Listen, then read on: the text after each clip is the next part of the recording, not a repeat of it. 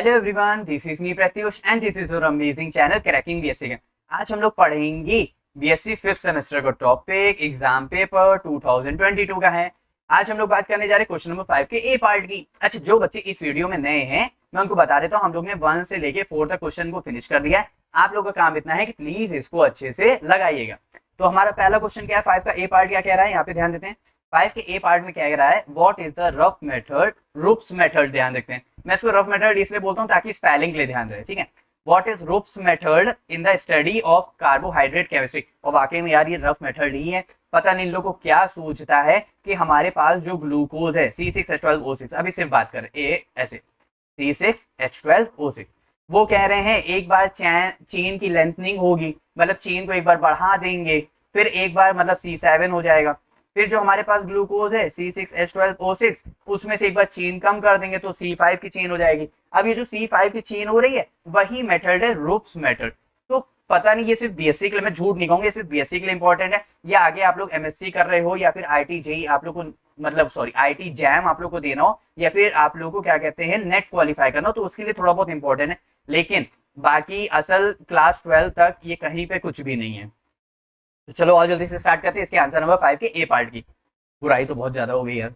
यहाँ पे क्या कह रहा है, the Ruff's degradation is a chemical process used to shorten carbon chain. देखो ये क्वेश्चन बहुत बहुत एग्जाम में पूछा जाता है, तो 8.7 मार्क्स 8.5 मार्क्स इस तरह पूछा जाता है या 7.5 मार्क्स इस तरह पूछा जाता है, ठीक है। तो इसीलिए प्लीज इसमें हम लोग को सिर्फ रिएक्शन नहीं, हम लोग को थोड़े से नोट्स की भी जरूरत है, तो वो भी आप लोग समझते चलना और इसको प्रॉपर नोट करते चलना। देखो वीडियो को पूरा एकदम लास्ट तक देख लो, समझ लो, फिर वीडियो को फटाफट 10 मिनट 15 मिनट ऐसे बढ़ा बढ़ा के फटाफट बढ़ा के तुरंत पूरी पूरी नोट कर लेना, ठीक है।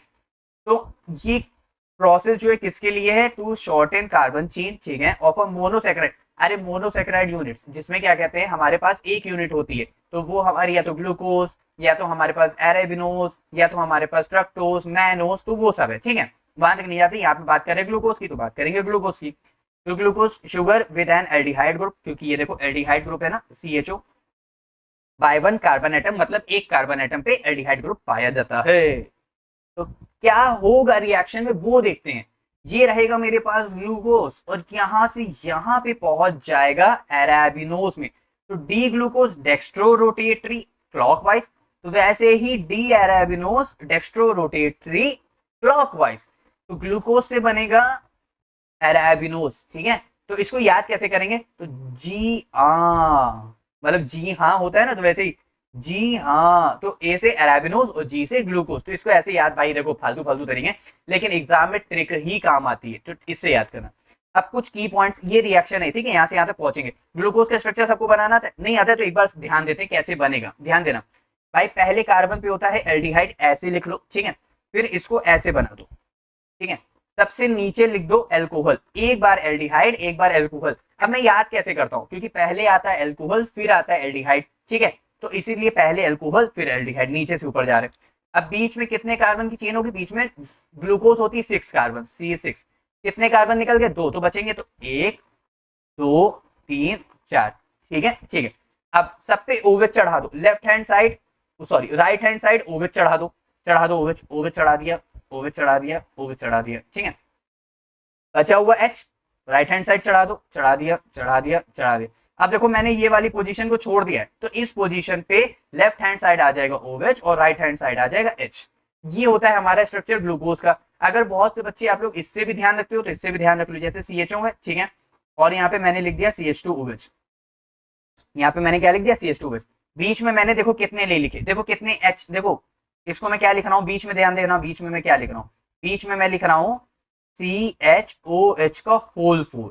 कैसे भाई, वो एक कार्बन कार्बन है। अब कैसे यहाँ पे लिखा, देखो कितने कार्बन है, 1 2 3 4, तो 3, ठीक है। कितने O हैं, 1 2 3 4, ठीक है, तो एक O हो गया। कितने H है, 1 2 3 4 5 6 7 8, तो यहाँ पे H और OH, तो 2 H हो गए, तो बाहर लिख दिया 4, 4 2 जा 8, 4 O और 4 कार्बन, वो इस तरह, ठीक है। ग्लूकोज का स्ट्रक्चर बनाना है, ठीक है। अब एराबिनोज में क्या है, यहाँ पे एक कार्बन कट जा रहा है, तो यहाँ से ये कार्बन निकल जाता है, ठीक है। तो कितने कार्बन हो गए, बचे 1 carbon 2 carbon 3 carbon 4 carbon 5 carbon. यहाँ पे ध्यान दो, एक कार्बन, दो कार्बन, तीन कार्बन, चार कार्बन, पांच कार्बन, लेकिन बस खाली ये OH, ये H हट जाएगा और यहाँ पे आ जाएगा कीटोस का ग्रुप, यानी यहाँ पे आ जाएगा कीटोन का ग्रुप आ जाएगा, जो कि अरेबिनोस में होता है। देखो कीटोस, ठीक है, इसी वजह से। कोई डाउट है यहाँ तक? नहीं ना? दोनों स्ट्रक्चर समझ आ गए? आओ अब हम लोग इसके कुछ की पॉइंट्स की बात करते हैं। की पॉइंट में हमारे पास फंक्शंस की बात करते हैं। तो फंक्शन इसका क्या है? Shorten on glucose chain by one atom, ठीक है। डेवलप किसने किया था? ओटो रफ ने किया था, रूफ ने किया था, 1898 में किया था। इसको ऐसे याद रख लो, ये ओटो से कुछ ऊटी जैसा वर्ड आ रहा है, हाँ तो अरे वो रही ऊटी जैसा वर्ड आ रहा है, ऊटी रफ प्लेस है, तो इसको ऐसे याद रख सकते हैं, तो ओटो रफ, ठीक है। इसकी एप्लीकेशन की बात करें, determine the structure and configuration of carbohydrates, studies carbohydrate degradation pathway. इतनी बात क्लियर? ठीक है।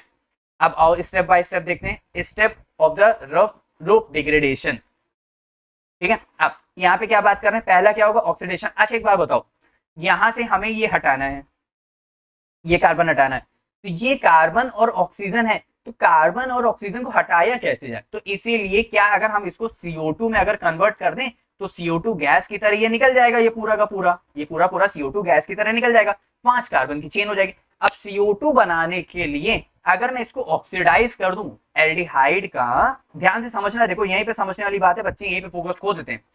एल्डिहाइड का अगर हम ऑक्सीडेशन करते हैं तो हम लोग को मिलता है कार्बोक्सिलिक एसिड, ये H हट जाएगा तो CO2 तो अपने आप बन गया यार, तो CO2 निकल जाएगा, नीचे वाला पूरा कंपाउंड अपने आप बन जाएगा। तो इसीलिए हम लोग Br2 वाटर के साथ इसका क्या करते हैं? ऑक्सीडेशन करते हैं। तो ऑक्सीडेशन करने पे हमको मिलता है कार्बोक्सिलिक एसिड, जिसका नेम, इस पूरे कंपाउंड का नेम क्या होता है? Gluconic acid. क्या होता है नेम? ग्लूकोनिक एसिड होता है, ठीक है। अब यहाँ पे करते हैं एस्टेरिफिकेशन। एस्टेरिफिकेशन का मतलब यहाँ पे होता है, हम लोग एसिडिक हाइड्रोजन H प्लस है COOH, इस H को हम लोग हटाते हैं। कैसे? वो हम लोग किसकी मदद से हटाते हैं? क्या करते हैं? ग्लूकोनिक एसिड को हम लोग कन्वर्ट करते हैं कैल्शियम ग्लूकोनोएट में, जैसे ये कंपाउंड अभी बनेगा, कैसे बताते हैं? In the presence of calcium carbonate. Calcium carbonate इसलिए क्योंकि हम लोग रिएक्ट, हम लोग को जल्दी कराना है, और रिएक्ट कराने के लिए हम लोग को यहाँ पे ट्वाइस टू चाहिए, तो ट्वाइस टू हम लोग को कहाँ से मिलेगा? कैल्शियम कार्बोनेट से। खैर अगर वो नहीं समझ आ रहा तो वो छोड़ दो, इतना ध्यान रखो कि हम लोग यहाँ पे कैल्शियम कार्बोनेट के साथ ट्रीट करा रहे हैं। कैल्शियम कार्बोनेट के साथ ट्रीट करा रहे, तो यहाँ से होगा क्या? ध्यान देना, इसकी ब्रेकिंग कैसी होती है? COOH plus calcium carbonate. ध्यान से देखना कैसे बनेगा, तो यहाँ से माइनस, यहाँ पे प्लस, ठीक है, यहाँ पे क्या है? प्लस, और यहाँ पे क्या है? माइनस, तो यहाँ से HCO3 निकल जाएगा, ठीक है, तो बचेगा क्या? COO माइनस का होल ट्वाइस और CO2, तो COO माइनस का ये रहा होल ट्वाइस, और CO2 कह रहे, सॉरी CA2 प्लस, तो वही रहा CA2 प्लस, ठीक है। इतनी बात क्लियर? क्योंकि 2 इधर आएगा, 1 इधर जाएगा, बस वो इस वजह से क्रॉस मल्टीप्लीकेशन। तो ये हमारे पास बस खाली कुछ नहीं, ये H हटा हुआ है बच्चों, यहाँ पे खाली ध्यान देना, बस ये H हटा हुआ, पूरा स्ट्रक्चर ही वही है। तो ये क्या बन रहा है? कैल्शियम, कैल्शियम ग्लूकोनोएट, ग्लूकोनोएट क्यों आ रहा है? क्योंकि आखिरी में उसके माइनस साइन आ रहा है। आगे ध्यान देते हैं। अब यहाँ पे क्या कर रहे हैं? इसका डीकार्बोक्सिलेशन। डीकार्बोक्सिलेशन यानी CO2 का रिमूवल करेंगे। वो किसकी मदद से होगा? यहाँ पे फेरिक आयन की मदद से होगा। Fe3+ को क्या बोलते हैं? Ferric ion. और दूसरा हमारे पास यूज होगा कैल्शियम, वो सॉरी, दूसरा हमारे पास यूज होगा कैल्शियम सॉल्ट का, जो उसमें यूज कर रहे हैं हम लोग हाइड्रोजन पर oxide, H2O water, H2O2 hydrogen पर ऑक्साइड, हाइड्रोजन पर ऑक्साइड, ठीक है। अच्छा यहाँ पे होगा क्या? चेंज होगा सिर्फ C1 कार्बन पे और C2 कार्बन पे। क्या, कौन सा C1 कार्बन? कैसा? ये रहा C1 कार्बन पे चेंज होगा, जो कि CO2 निकलेगा, और C2 कार्बन पे क्या चेंज होगा? ये H हटेगा, तभी तो कीटोस का ग्रुप आएगा, है ना। तो बस वही चीज यहाँ पे ध्यान देते हैं। तो calcium salt is then treated with ferric ion and hydrogen peroxide. This cleavage the bond between first two carbon atom C1 and C2 and release CO2, ठीक है। कैसे हो रहा है यहाँ पे ध्यान देते हैं। अच्छा पहले मैंने क्या किया, चेन काफी लंबी हो रही थी, तो मैंने क्या किया, सिर्फ अपने समझने के लिए, बाकी आपकी मर्जी है, इसको एज इट इज पूरा लिख रहे हो, पूरा लिख रहे हो, तुम्हारी मर्जी है। मैंने क्या किया, इस देखो C1 कार्बन चेंज नहीं हो, मतलब चेंज हो रहा है, और C2 कार्बन चेंज हो रहा है, तो उसको छोड़ के बाकी नीचे 4 कार्बन को मैंने क्या किया, G लेट कर लिया। आप R लेट कर लो, H लेट कर लो, K लेट कर लो, कुछ भी लेट कर लो, ठीक है। मैंने क्या किया, G लेट कर लिया, तो G लिख दिया। अब यहाँ पे हो क्या रहा है, यहाँ पे ध्यान देना, वही स्ट्रक्चर है, वही स्ट्रक्चर है, कंफ्यूज नहीं होना प्लीज, ठीक है। तो यहाँ से हो क्या रहा है, हाइड्रोजन पर ऑक्साइड है, देखो ऑक्सीजन ऑक्सीजन सिमिलर है, तो यहाँ पे क्या हो रहा है, होमोलिटिक क्लीवेज हो रहा है, होमोलिटिक क्लीवेज हो रहा है, तो यहाँ पे क्या बन रहा होगा, OH रेडिकल। क्या बन रहा है, OH रेडिकल। अब OH रेडिकल क्या करता है, इसको अप्रोच करता है, इसको अप्रोच करता है, तो यहाँ पे भी होमोलिटिक फ्यूजन होने की वजह से ये हाइड्रोजन इसके साथ निकल जाता है, तो वाटर के फॉर्म में क्या हो जाता है, निकल जाता है, क्योंकि ये रेडिकल और OH ये रेडिकल, ये बॉन्ड बना लेता है, ये H2 के फॉर्मेशन में निकल जाता है। ठीक है, इतना हो गया।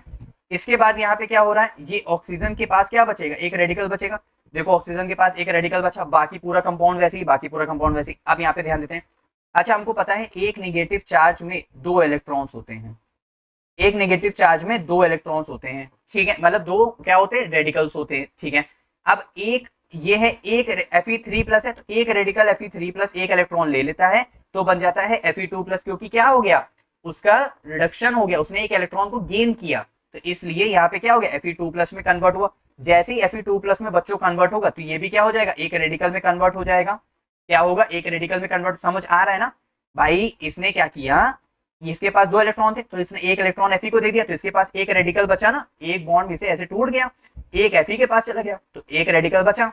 ठीक है, इतनी बात क्लियर। अब यहाँ से क्या होगा, हमको कार्बन की चेन लेंथ कम करनी है, तो यहाँ से क्या हो रहा है, ये जो बॉन्ड है, ये बॉन्ड, यही वाला बॉन्ड, इसमें क्या है, ये वाला बॉन्ड, ऊपर वाला बॉन्ड, ये वाला बॉन्ड, तो होमोलिटिक फिर फ्यूजन होता है, तो एक रेडिकल यहाँ पे, एक रेडिकल यहाँ पे, तो यहाँ पे क्या होगा, एक रेडिकल यहाँ पे आएगा, तो एक रेडिकल मिलकर ये बॉन्ड बना लेगा, तो डबल बॉन्ड हो जाएगा और CO2 के फॉर्म में निकल जाएगा। ठीक है, अब एक रेडिकल यहाँ पे आ गया, एक रेडिकल यहाँ पे आ गया, तो ये बॉन्ड बना लेगा, तो C डबल बॉन्ड O हो जाएगा। तो किसकी फॉर्मेशन हो जाती है, इस तरह किसकी फॉर्मेशन हो जाएगी मेरे पास, अरेबिनोज की। इसकी फॉर्मेशन हो जाएगी अरेबिनोज की। तो ये था हमारा पूरी फॉर्मेशन, कहां से कहां तक, ग्लूकोज से डी अरेबिनोज तक। और ये किसका मेथड है, रूफ डिग्रेडेशन का मेथड है, जिसको हम लोग चेन शॉर्टनिंग मेथड भी बोल रहे हैं। तो ये था complete procedure roof degradation method का। आप लोग इसको अच्छे से नोट करना, इसके स्ट्रक्चर को ध्यान रखना कि कैसे बन रहा है। मैंने आप लोगों को पूरी कोशिश किया बताने को, एल्डिहाइड से चेंज हो गया है कार्बोक्सिलिक एसिड में, फिर उसका ग्लूकोज क्या बन रहा है मेरे पास, यहाँ पे ध्यान देते हैं, कैल्शियम ग्लूकोनोएट बन रहा है। फिर उसके बाद हम लोग क्या बना रहे हैं, उसका डी अरेबिनोज बना रहे हैं। लेकिन पहले बीच में क्या हो रहा है, होमोलिटिक फ्यूजन हो रहा है, यहाँ पे क्या हो रहा है, होमोलिटिक क्लीवेज हो रहा है। तो एक बॉन्ड इस तरह, एक बॉन्ड इस तरह। आप लोग प्लीज इसको अच्छे से नोट करना और अच्छे से एग्जाम में मार्क्स लेके आना। Is that clear? चलो अब हम लोग बात कर लेते हैं क्वेश्चन नंबर 5 के बी पार्ट की बात कर लेते हैं।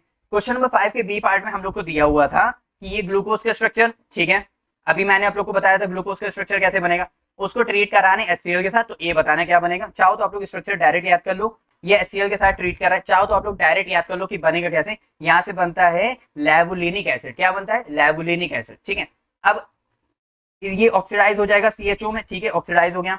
यहाँ से क्या होता है, ये बॉन्ड टूट जाता है यहाँ पे और CH2 को होल ट्वाइस में कन्वर्ट हो जाता है।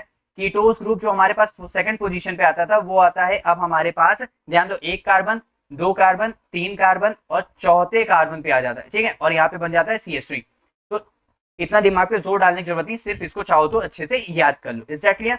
ये था हमारा पूरा आंसर नंबर 5 का बी पार्ट, और वो था हमारे पास आंसर नंबर 5 का ए पार्ट, जो कि हमारे पास क्या है, रूफ डिग्रेडेशन मेथड है। Is that clear? तो अब आप लोगों का काम इतना है, प्लीज इसको अच्छे से लगाना, अच्छे से पढ़ाई करना और अच्छे से मार्क्स लेके आना। तो हम मिलते हैं नेक्स्ट वीडियो में, नेक्स्ट टॉपिक क्वेश्चन नंबर 6 के ए पार्ट के साथ। ठीक है, ए पार्ट, बी पार्ट और सी पार्ट। Bye bye.